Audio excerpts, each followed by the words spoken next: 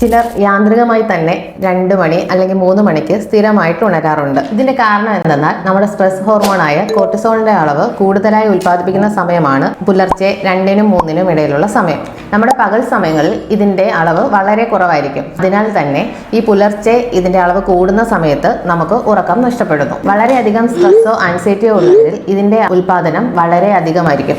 അതിനാൽ തന്നെ അവർക്ക് ഉറക്കം പ്രോപ്പറായിട്ട് നടക്കില്ല. അതുപോലെ തന്നെ മറ്റൊരു കാരണമാണ് ഫോണിൻ്റെ ഉപയോഗം. അമിതമായി ഫോൺ ഉപയോഗിക്കുന്നവരിലും നമ്മുടെ ഉറക്കത്തിന് സഹായകമാകുന്ന മെലാറ്റോണിൻ എന്ന ഹോർമോണിൻ്റെ അളവ് വളരെയധികം കുറയ്ക്കും.